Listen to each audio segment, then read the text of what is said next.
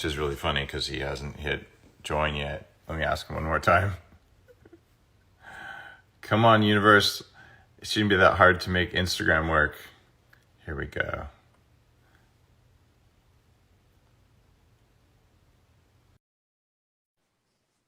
Why am I so handsome, says Marty. He's clearly talking to Shaman Durek, right?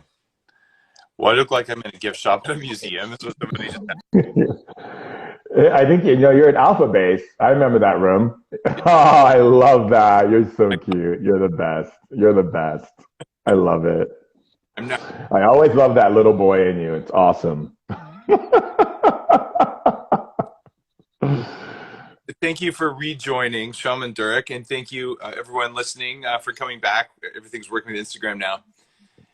I wanted to take some time, before we get officially into the holidays, and pick your brain a little bit about what the heck is going on in the world right now from a shamanic, energetic perspective. And by the way, it's snowing like crazy where I am. I don't know if it is for you, but that's also new. Yeah, it is here too. I'm in Norway, so Let's yeah. out of snow there. All right. Well, I'm in Canada. Same thing. So what's going on in the world today, man? Why is everything so strange?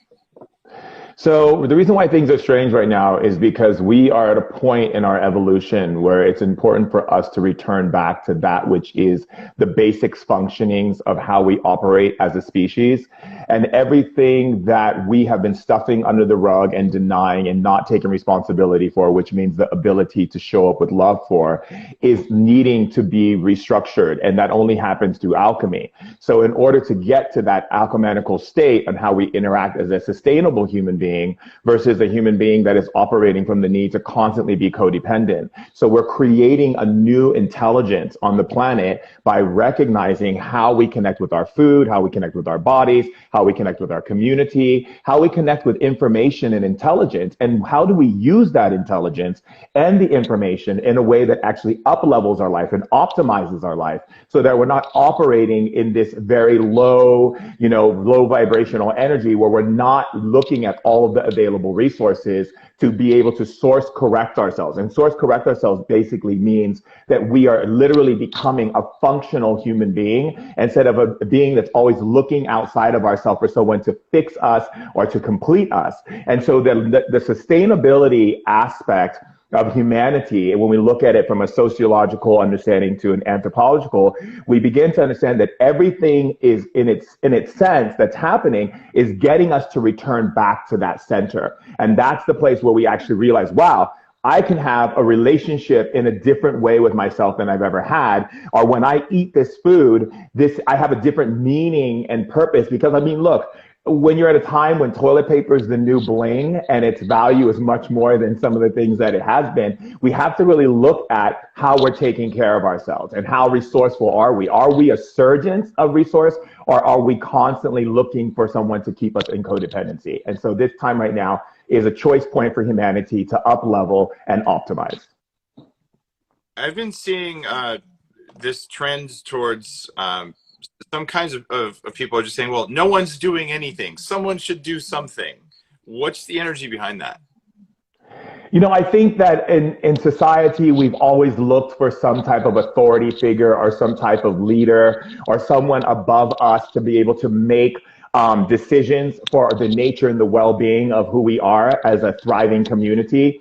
And I think right now where we're coming to is recognizing that the very thing that we put our energy into, our governments and our social political systems, are not actually in alignment to what it means for us to adapt and create true understanding of what it means to live in a thriving understanding of community. So to be able to thrive, we have to return back to the autonomy. We have to return back to, it's like what I love about some of the old traditions is like that family, like how everything was passed down through family, and we've lost a lot of that. And so now it's really coming into autonomy, and it's really coming into a point where we make a decision as an individual and see how the collective is responding to it by the rippling effect.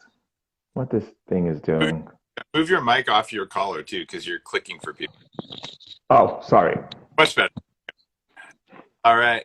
I like that. I like that perspective a lot. Now everyone's asking me because I was taking my vitamins. People saying, "What stack is that?" That's the rest of the vitamins I'm taking right now. Just to, I'm not going to all those because we're here to talk to Shaman Turek. I'm just, it's morning. Oh, I've watched him take a lot of vitamins. This guy is like no joke. When Dave like wakes up in the morning and I see like all the things he's taking, I shake. He just does it. He's a beast. He just does it. He gets it down. That was about half the bag that's left now. Oh, I'm sure. I'm sure. You talked about eating good. Clearly, you might want to take some supplements. Probably not as many as me, unless you're on a specific mission here. What are the other types of self-care that are good for people who are almost bifurcated? So there's the thinking part of me that's like, oh, I know there's a 99 point something percent chance of survival. Therefore, I know that I am mostly safe unless I'm in a very high risk category, in which case I have something like a 90% chance of survival. Right. But then there's the lower part of you that's like, I could die. And then we vacillate between those two states.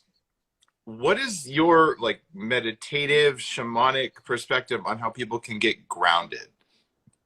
So one of the things we have to understand is that we look at the body, we understand that the body is a living organism, right? And you have all of these microorganisms that do belong to the earth, and they do have a fear that one day they could die and they could perish. And so these things are affecting a lot of people's responses, because in order for us to be sustainable human beings, we have to stop, one, reacting every time we get a feeling that comes through us. And we have to start looking at discernment as a key component to our ability to thrive and maintain equilibrium. So when we're operating in this idea of reacting, we have to understand this could be the microorganisms in our body that are freaking out because it just wants to live, it wants to survive. But you are an eternal being. You are made up of an energy source of technology that is so profound in its nature that all you have to do is be able to tap into that sense and that reality. But in order to do so, you have to start seeing yourself as an individual who has the capacity to use your thinking process in alignment and conjunction with your body and with your environment. And that means what? That means cutting out any type of stimulus that's coming in from the outside world that is a low vibration stimulus. And that can come from friends, that can come from family, that can come from a lot of different people, because those, what are you saying? From Instagram, even? I'm kidding. Yeah, even Instagram, because there are people on Instagram who are just talking head. They're not solution oriented people. So they just want to keep talking about the negative and keep talking and recycling it. And recycled negativity actually creates what we call aggressive markers in shamanism. And those aggressive markers do affect your organs. They affect the way your body is functioning. They affect the way the inflammation builds in your body. And when your body feels like it's constantly under attack, then you start building more toxins and you start being more susceptible to a lower grade in your immune system. And that makes you susceptible to viruses, bacteria, all types of, germs and things that are out there, because you're not safeguarding yourself, because you're getting pulled into the magnetic stagnicity that comes from people's conversations and bombardment of these aggressive markers. And so as we begin to learn about human sustainability, we have to understand that sustainability is not just in the foods that we eat or the vitamins we take or how much we biohack ourselves. It's also in our environments, the conversations we're having, and what we're actually electing our consciousness to. It's an investment into ourselves when we choose to spend time with another person. So what happens is when we are wanting to ground ourselves, the first key to grounding yourself is being aware of yourself. And so to do that, the way you do that is you get out of analyzation and you get into observation, because observation immediately grounds you into your technology. It allows you to spirit hack into your senses. So when you go to a beach and you look at an ocean, you're observing, you're not analyzing. You go into nature, you're observing nature, you're not analyzing. But when you analyze, you're taking information that was given to you in this portion of information that isn't really giving you the understanding of how to deal with the situation. And then you go into fear, and then fear generates more anxiety, more stress, and so forth. And so we have to get into that space of observation for true grounding. You mentioned a word, discernment. I keep this thing like on my desk. It says discernment with a circle in it. And I do that Core. myself to be discerning, right? And discernment is a very nuanced, powerful word, and I love that you used it. And discernment it's not judging, right? But it's being fully aware, as you just described, about, okay, what's good in this, what's bad in this, whether it's a person, a thing, an idea, or a vitamin. It doesn't really matter, but discernment is that weighing of the two sides to figure it out.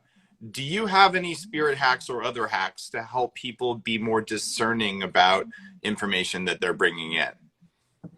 Absolutely. So one of the things you can do, which is called covering your axis of intelligence. So your axis of intelligence is your navel. It's your birth canal. So your birth canal holds all of these very small nerves that go and weave throughout different parts of your nervous system.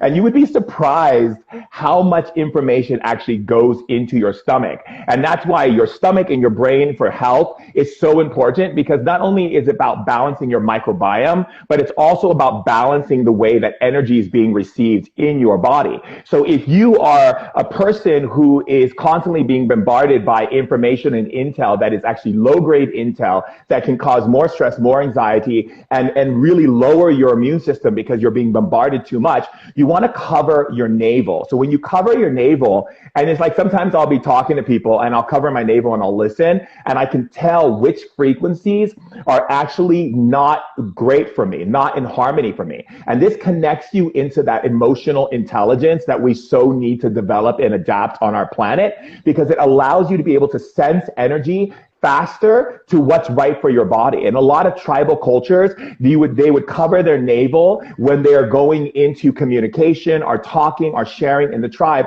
so they know that the information they're getting is high intellectual information versus lower grade information that's based in fear, lack, limitation, or just the idea that something horrible is going to happen to you, but you don't really know what it is. And so as we begin to develop as a species, emotional intelligence plays a major key in how we interact with our environment and our intelligence with each other in our conversations, what we take in, what we allow, and what we don't allow, which gives us a stronger sense of discernment.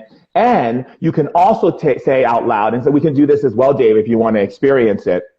You can say out loud, drop me into observation. Drop me into observation. Of the energy of this room. Of the energy of this room.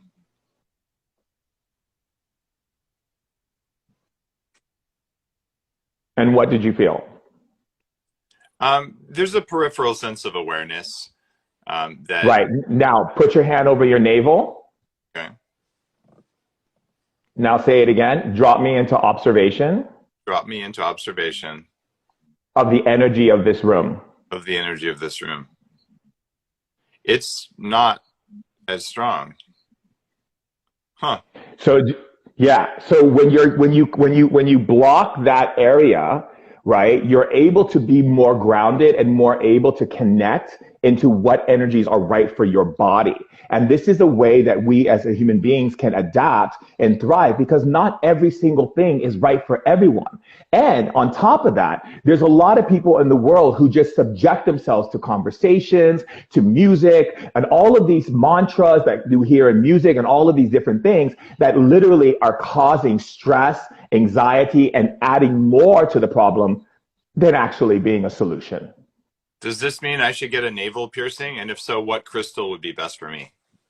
I'm not going to go for that, Dave. You're not getting a navel piercing. I'm going to talk to your wife, Dave. I'm going to talk to your wife. You can pull that off at Burning Man. But it'll be a clip-on one. It won't be the one you'll be having permanently. My mom used to thing that now has spiritual meaning. When you'd like say something when I was a little kid, she'd be like, I'd say something like, "Oh, look at me, I'm so good," and she'd be like, "Well, glue a ruby in your belly button." Like that was, I don't know, family expression. So maybe I'll try that. Actually, I'll glue a ruby in my belly button, and we'll just see how disturbed I am. All right. Well, I mean, if you're gonna do some belly dancing for us, though, you gotta hook it up. You can't just put a ruby in the belly button. Or you gotta keep it like a little secret ruby. You're gonna be in meetings to have this little ruby sitting there. I think I'm gonna have to get some hip flexibility if I'm gonna do that. Let's talk about that fear thing there. And I want to share a strategy that I use with you and with everyone listening. And I want you to tell me what's good or what's bad about it. Okay. a while ago, and there's lots of people in the spiritual type of things where it's like, yes, reincarnation's real. And I come from a scientific tradition where anyone who'd believe in reincarnation is clearly dumb, except I reject being on either side of that. I'm like, I'm just going to be discerning. So I decided that it was highly rational for me to decide that reincarnation was real. And here's why. Because if I'm wrong, I won't know. But if I believe that if I die, I get a reset button, then my fear level drops. So either I'm right, and then there is reincarnation, and then I can work on multiple lifetimes, becoming fully enlightened and all that side of things. Or if I'm wrong, I can't lose it, but the minimum benefit I would get is that I would be less afraid because, if I make a horrible mistake in this life, I'll probably come back. And I taught my body to believe that, which I think has me be less fearful. What good and bad things did I do to my energy body by taking that strategy? Well, I mean, first of all, you have to understand, I don't believe in reincarnation in the way that I see very pressed upon in the very new age communities.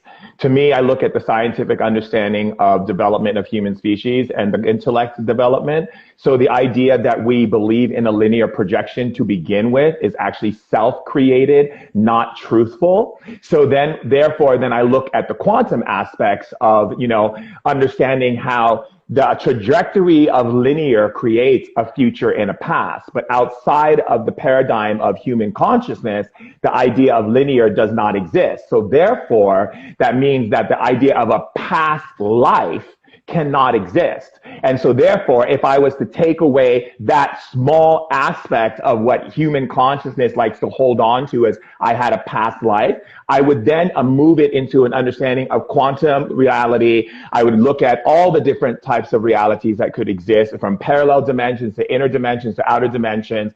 And what I would find is that if there was a past life, so to say, then it would be happening simultaneously as I'm in this one.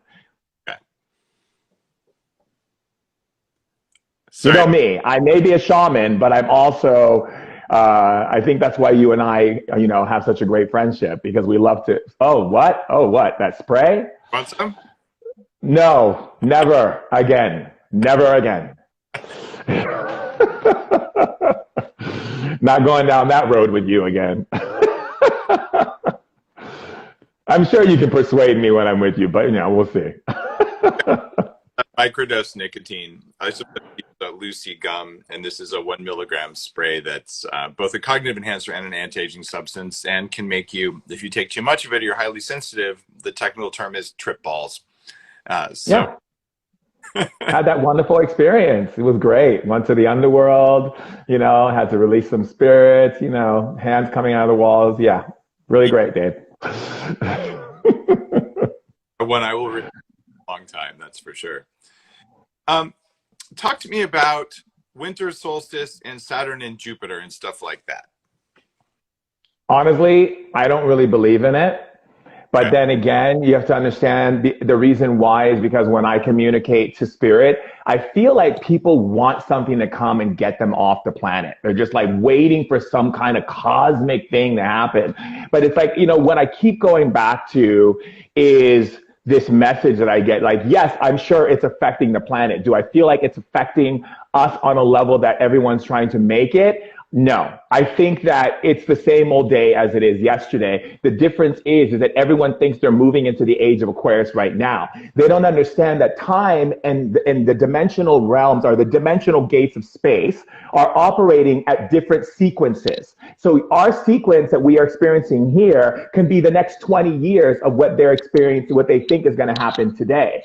And so again, there's this point where I feel like people have to get grounded in reality of deep spiritual reality, which is rooted reality, which is as long as there's people who are being hurt, trafficked, suppressed, oppressed, endangered because of their sexuality, their color, the whatever, I'm not going anywhere. I got things to do. I'm not waiting for some flying saucer or some planet connecting with me and bumping me into another dimension. It's not going to happen that way.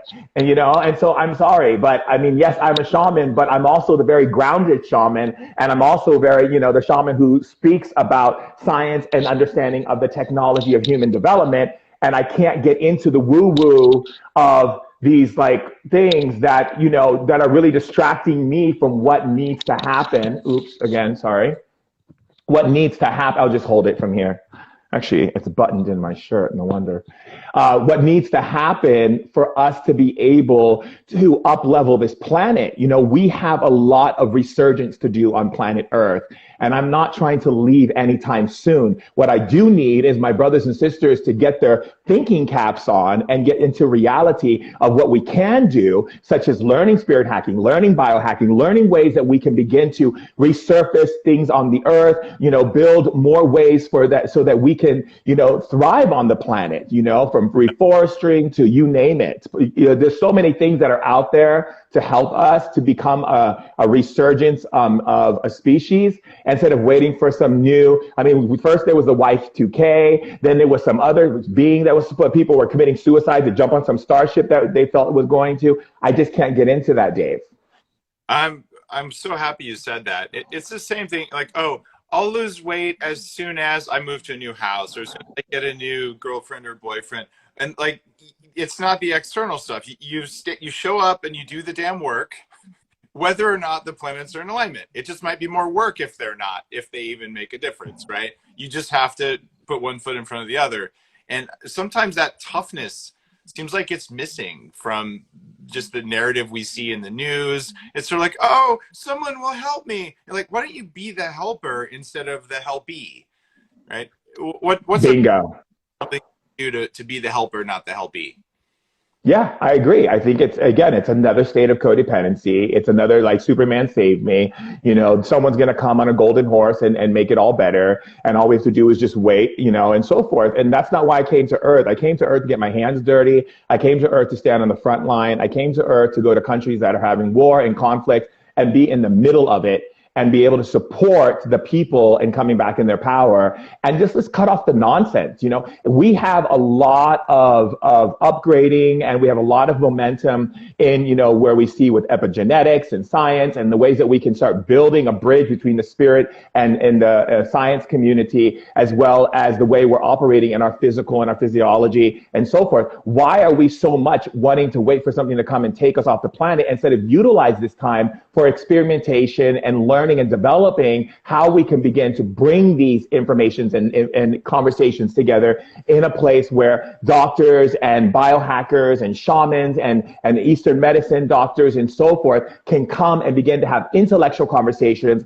that are worth having to create a new health model, a new understanding of human development that we can then be a part of to thrive longer on this planet instead of just waiting for something to come. And then by the time we get to that place, the earth has made it impossible for us to be able to adapt because our resources are going to be completely stretched. And there's not going to be enough people to be able to feed and to house and to give them the sustenance they need for survival. Most of the shamanic practitioners that I know of do something special on the solstices. Do you completely reject that, or do you like light a candle? Do you say an extra thanks, or do portals open? Like, come on, give me the inside scoop here. Well, you know, some shamans in different cultures, like for instance, my roots come from Africa. So African spirituality is based on the idea that it's not just about a solstice. It's about understanding the energy frequencies that are taking place on the planet and being able to create rituals that support those things. So I have a newsletter where people can sign up and find out what dates those are for different openings. Then they can create rituals for it. But some people like to honor the different solstices and the different changes in the seasons and so forth because it was honorable based on crops. It was based on agriculture. It was based on how things were developing within the tribe.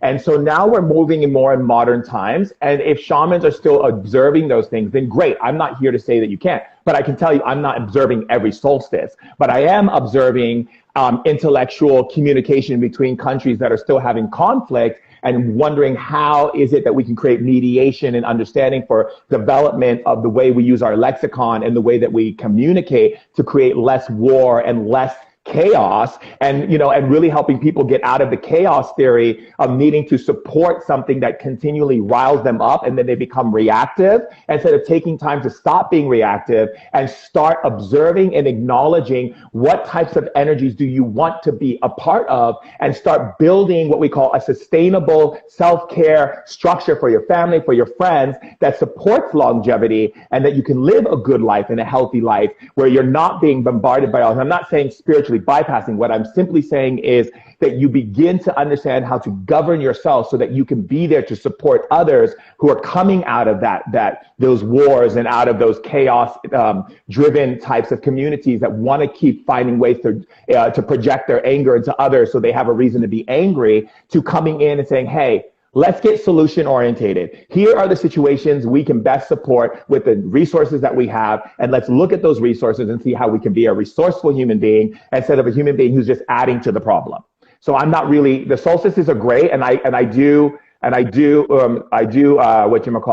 observe some of the solstices. I do. However, again, as you know how I feel about ayahuasca or Dugain or any of the plant medicines, I think that there's a balance that we have to maintain in our life. And if we do that, we simplify things, and then we come into a greater understanding of who we are and how we connect with other people. How many 100 ayahuasca sessions will I have to do to be a good person? Dave, you're already a good person. You're such a nut. But I love you. I mean, Dave, I think you've done them all. I don't know how many. I don't think there's any more medicine on the planet for you to experiment with. I mean, I think you are the shaman, Dave. That's what I'm here to do. I'm something different. No, I know you are. I know you are. Here is a question for you. It's one of the most recent times we sat down, you were doing 1 meal a day fasting. And by the way, guys, I am subtly plugging the heck out of Fast This Way, my new book right now, in case you missed it. You guys need to order this, because if you pre-order it, my publisher will be very happy, and then good things will happen on New York Times, all that. fastthisway.com. I talk about OMAD fasting here. Are you still doing 1 meal a day fasting? And how do you use it? And how do you use it energetically? Tell me all about your fasting.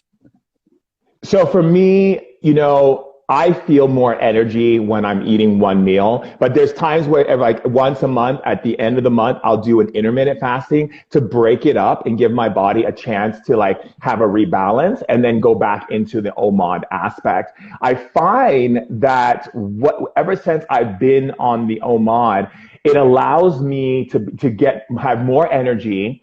I feel more strength, like especially when I'm horseback riding, and I notice that sometimes when I watch friends of mine who eat a lot, they have to put a lot more energy when they're riding horses. Whereas with me, I just feel like I can fly on the horse. I feel my body feels good. I don't have so much pain after doing so many rising trots. I feel balanced in my system, and my brain is optimized. So I'm able to pick up on subtle nuances of energy. I can hear my ancestors clearer. I can feel more able to understand my environment. And not only that, but the toxic, my body doesn't feel toxic. I feel vibrant. My skin never breaks out. I'm always having a glow about me. I don't put facial products on other than just oil once in a while, just patting some oil just to give them a nice little glow. I feel good in my system. And I notice, and it's funny because I actually just had this conversation with one of my bonus daughters tonight, because she was talking about like people should eat 3 meals a day. And I was like, no, we really are eating incorrectly. In tribal culture, the tribe would go out and like hunt their food, and everyone would be fasting until that time. And then they would bring the food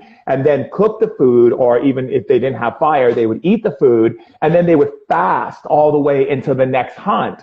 And that's how our bodies originate. But I feel like the food industries have manipulated people to believe that they have to keep turning on their heater in their stomach. And every time you do that, like your body cannot heal all these other things that are going on that can create, that basically it wants to, because it's always having to go through digestion. Digestion takes so much energy out of the body. And when I actually have friends of mine who have gotten into OMAD or intermittent fasting, they are like, oh my God, I can't believe how much energy I have. Like, this is amazing. So yeah, I feel like it's a complete, like, my body feels happy, it feels vibrant, and it feels really, really, really good.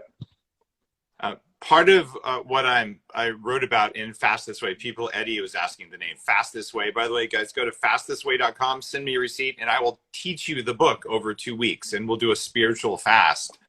Because what I did, Shaman Durek, I don't think that you have the advanced edition of this book yet, the reviewer's copy, because you're in Norway, but I'll get it to you.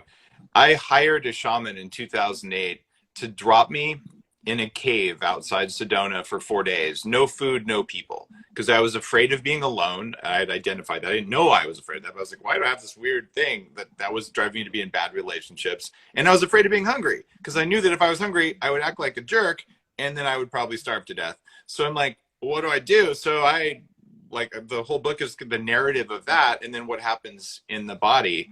What do you think about spiritual fasting? Sitting down for more than 24 hours and meditating and fasting at the same time. What do people get out of that? So I believe that when you're not intermittent fasting and you're not doing OMAD and you're just doing spiritual fasting, it's great because what we call in shamanism vision quest, or what we in African shamanism we call it connecting into the spirit world in the most efficient way. Because what happens is when your body is eating anything, right, all of your system has to focus on keeping and regulating that. But when you go into just being with yourself, no food, you actually begin to access different levels of your deep subconscious mind that allows you to open up doorways to perceptions that you didn't even know you had, feelings in your body you didn't know were there, and also your sensitivity, your senses, your smell, your hearing, your eyes, the way that you taste things, the smell things, the feelings in your body become super enhanced. And when that happens, you actually begin to connect into air that you didn't even realize that was out there, but is there because of the fact that you're now able to sense it. You see, a great part of humanity is missing out on is the many levels of perception that exist. Most human beings are governed by the information that they have, and then they use that information as an intelligent resource to decide what they'll be able to look at, experience, or be a part of. So there's so much of life that people do not see, and so much of information intelligence that has not been given to someone because they're so preoccupied with the information they've already been given and utilizing that information through analyzation intelligence to keep making choices to walk or go this way or go left or go right or go straight or forward or backwards. And when you are in a fasting place, all of it goes into a center. And in that center, you connect into what we call deep soul. So the soul itself then opens up your senses and the informational intelligence, the way that you process information. Think of it as an information upload and an intelligent restructuring, because literally your brain becomes more optimized and it literally starts to raise the frequency in the way your synapses are firing off information and intelligence, that anything that has been stagnant and limiting you from seeing these other perceptions gets cleared out. And then you begin to open up this sense, almost like an antenna, and you begin to see more, colors become more vibrant, the air feels differently on your skin, you begin to see and perceive your peripheral, your prefrontal lobe becomes different in its activity, and the way that you operate in your senses gives you what I call a new brain. It's a new brain, a new technology gets built. And I think that if we spend more time of getting into that space, even if it's once a month or once every 2 months, we're going to see an influx of intelligence on the planet and new technology, new innovation, new creativity, new music, new this. All of these things are going to happen because the brain's intellect is operating at a higher functioning speed. Whereas instead of it being drawn down because of all the other things. So that's what I notice when I fast like that. What a profound description. And what I believe is happening there with fasting from a biochemical perspective that helps with spirituality is clearly you get ketones from fasting, and all Of course. that ketones have more energy. That's kind of settled science, I'm going to say. You don't, but we know ketones make you feel pretty good. And that's it feels really good. Yeah. One of the little secrets in Bulletproof Coffee, even if you didn't fast in there from the NFTs. But there's something else too, and it's that you said you feel clean. when you do one meal a day. And it's that a lot of plant foods, and in fact, there's in the first chapter of the Bulletproof Diet from like, I don't know, 7 years ago. So I'm like, here's the 4 big categories. It turns out there's probably 5, depending on how you want to count them, of things plants do to you because they're mad that you ate them. Right? Like they don't want you to eat their babies. So that's okay. You still needed some food. But if you do it all the time, it's that discernment thing. There's lots of good, right? And there's some bad. And if you're saying, well, I'm going to take in none of the bad, and I didn't need the good from the plants right now because I had enough good that was already in my tissues. I had enough energy. And I think that's part of the clarity that comes from eating less often and from doing a longer spiritual fast, is that there's nothing getting in the way. And you're just burning energy with no distractions in there. And man, my ability to meditate, my ability to focus, to enter those altered states, even like the neurofeedback based ones, even things like samadhi, where it's very hard to do that if your stomach is full. There's great value to that. But how do you all day long? You're a highly energetic guy. Right? I mean, like when you, it's crazy. Do you ever get But like, I have, it's like 4:30 and you're planning to eat at 6:30 and you're like, I'm actually really hungry right now. My energy is going down a little bit, or does that never happen to you? so I don't eat at 6:30. I eat at the time where my heater in my body. So I look at Ayurveda principles as ways to understand how to cycle my eating. And so most of my eating happens between 1 and 2 o'clock, which is when my pitta energy is on fire, right? And so when my pitta energy is on fire, I can go. Like people trip off of me. Like they'll call me at 2 o'clock in the morning. I'll be working out.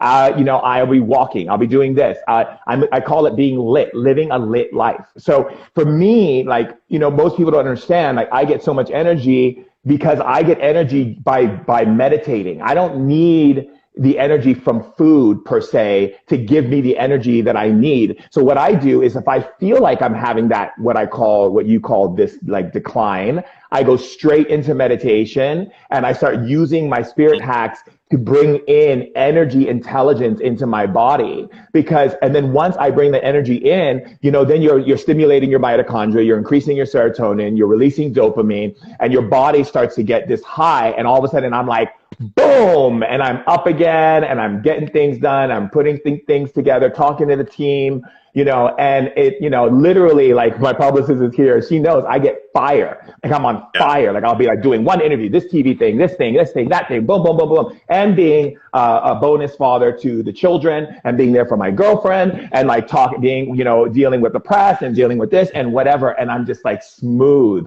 moving through it. And that's because I use the balance between the Ayurvedic principles, the understanding of fasting and OMAD, the understanding of meditation and bringing in energy as supplemental nourishment. So that gives me the ability to stay lit, stay in power, stay mentally stimulated and emotionally aware. And then I begin to, just rock it. I call it being a lit rocker. I become a lit rocker. I love that. And people are asking, what is pitta? This is the fire aspect of Ayurvedic constitution, that's a circadian rhythm. And some of us have more of one constitution than another. And you said something really important here. And most people who do one meal a day will eat dinner as their meal because it's socially most interesting. But it turns out we're eating at exactly the perfect time. If you don't worry about societal demands, around 1 or 2 is when historically, when we were just mitochondria floating in the ocean, this is when the sun was overhead, we get the most solar energy and we could feed on other little algae and things like that. And this is what we're stuck to. So we're still wired that way. So if you really wanted the perfect metabolism, you do one meal a day and you eat it around 1 or 2 in the afternoon, and you'd work out right before that. And that's right. That is the strongest and like the youngest that you can do. It's just hard if you have a job and kids and all, so you can do it whenever you want. But this OMAD as dinner will slightly affect your circadian biology, but it's still better to do that if you're ready. And for people listening going, I'm only going to do OMAD like Shaman Durek, I know lots of people who their body isn't ready and it's too much stress to go there right away. So you start out, and this is part of why I wrote Fast This Way, is that people are over fasting, just like people over exercise. right? Or you over keto, like, oh, you never go out of keto, bad things will happen to the glial cells in your brain. So Oh yeah. there's a rhythm for most people. And you're very far out there because you've been OMAD for a couple of years now, right? Yeah, yeah. Okay, so if it works for you, Yeah. awesome. But I would just tell people start out gently, especially if you're like me when I weighed 300 pounds. And Shum Dirk, you've lost like 80 pounds, I think. Mm-hmm. Yeah, so you've lost a lot of weight as well. So when you're starting out, it's okay to be kind to your body and teach yourself to do this. I fasted for 3 days earlier this week. I did a 72-hour fast, and I was doing 6 interviews a day, and I felt amazing. And on the third day, towards 5, I was like, you know what? I'm a bit, I'm a little bit tired now because I just been putting out energy just nonstop, nonstop, nonstop, right? But I can live with that. That was 3 days, right? So what I want you guys to do is don't think you have to run a marathon the first time you go running, right? And No. good for you, but you can do whatever. So I don't want you to like follow what Shaman Durek's doing or what I'm doing and say I'm going to go for the gold right now. Work up to it because otherwise you can harm yourself. Absolutely. And there's also the point too in that for women, because women have hormones and you're operating in the way that their bodies are operating, fasting in an OBOD may not be the right thing for women. So again, it's also about finding that place that's right for you. And you'll know your body is so smart and it's so alive and it talks, it communicates, it tells you. You just got to be willing to listen and tune in. If you all of a sudden eat something and you get super, super tired, and you don't feel lit and you're like, why do I feel like I need to fall asleep right now? My body feels groggy and heavy and whatnot. Then you just ask your body, is this the right thing for me? Perhaps I modify it in a way and really take it slow. And when it comes to Ayurveda, it's really good to know your constitution. Like for me, I'm a pitta, right? So I'm blasting fire. So if I eat spicy food, too much spicy food on any level, I'm on the toilet with diarrhea. My whole body starts heating up and I feel like I'm like sweating for days. So I balance out my food in the way in which my dosha represents, but also in the time that my stomach heaters are turning on that pitta energy, which is like 1 and 2 o'clock. So the reason why I tell people don't eat at nighttime is because you're in kapha, which is the time where you're supposed to slow down and get into that place of rest and get into that place of, just taking a break. And so your body's already slowing down. So it's not going to burn all the food that you're eating. So then guess what happens? And Dave can tell you, your body then will begin to store fat. And that's why it's difficult for people to lose weight or get their body into a place where they feel lit and feel full of energy because their body is beginning to take everything that you did not burn and convert it into fat.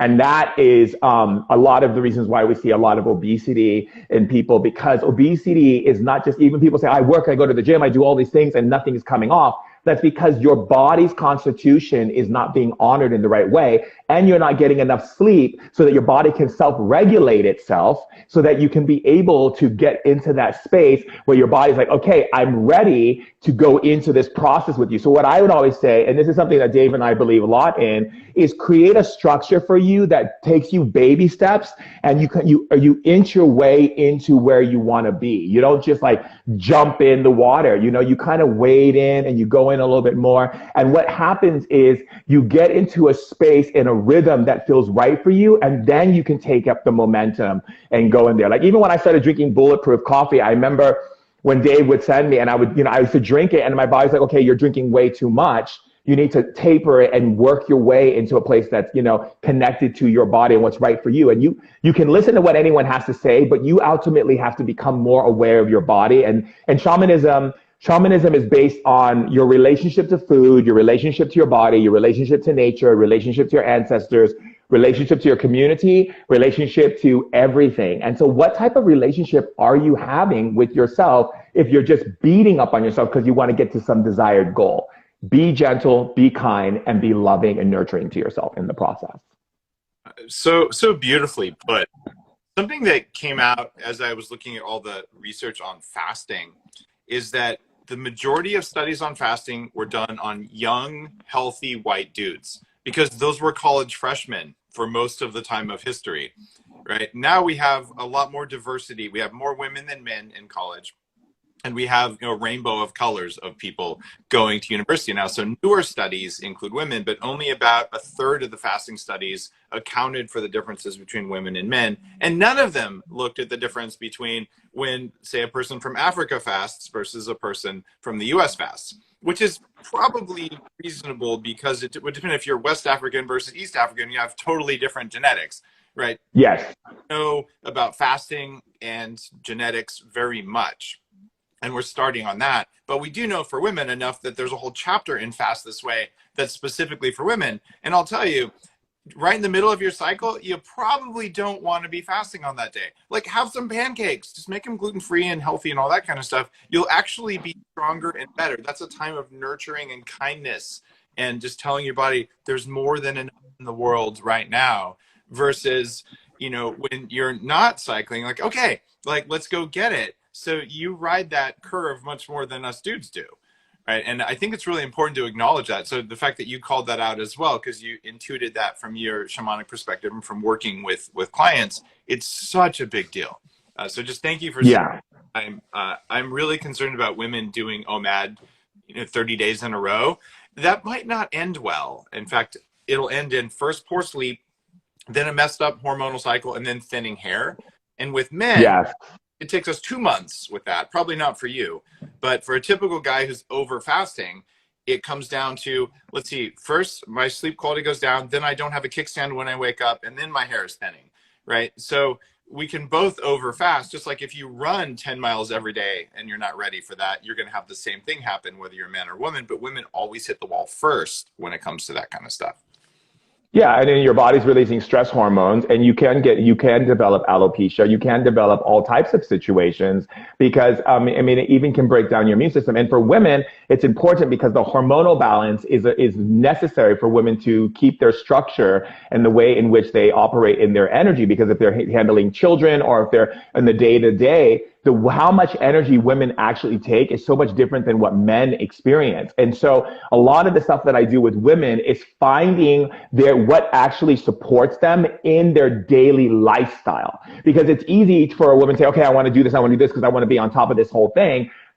Again, you have to look at your lifestyle. You have to understand who you are as a woman, because there's different women, and then there's menopause and there's pre and post, and understanding that as well, because there's all these other things that go on to, like, basically how much, if your sugars in your body, are you taking in salt, and like people who overeat kale, like, which is a poison to the body, like it's like literal poison. And I see these like spiritual communities and like these health and wellness people going like, oh my God, I had a kale salad. I had a kale salad yesterday. I had a kale salad this day. I'm like, you're literally going to like make one of your organs stop working, because you're literally destroying your whole entire system. And people don't realize that because they're not educating themselves. They're not listening to people like Dave. They're not going and talking to people who are in the world of health and wellness, who are really standing in health and wellness, instead of just being like hot and looking cute on Instagram eating kale, versus like, here are the things that happen when you eat too much kale, and here are the things that can affect you. And the same with anything. And so for women, it's a different understanding of the model that needs to be created. And it first has to start with, what is your routine? Because if your routine, because a lot of women, they have very different routines, and the energy that they spend out through those routines can affect greatly what type of diet they choose to go into, how they observe the way they eat, and how much they rest, and how much they meditate, and everything else. And Dave can tell you about the kale because he's an expert in all of that. So, guys, kale is something that 7 years ago I went on the Joe Rogan show, and I'm like, Joe, your raw kale smoothies are bad for you.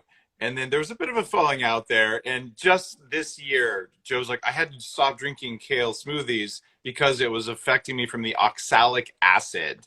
Exactly. And oxalic acid is a thing that goes into your body. It's there so you won't eat kale. The pigs on my farm spit out kale. They don't like it. Mm-hmm. And they know, animals know, horses, same thing, it's bad for them. And this stuff goes in, it sticks to calcium in your blood, and then it forms tiny microcrystals in your joints, in your vulva, if you're so equipped, inside your brain, and it causes inflammation. And juicing kale makes it even worse. Oh, it's worse.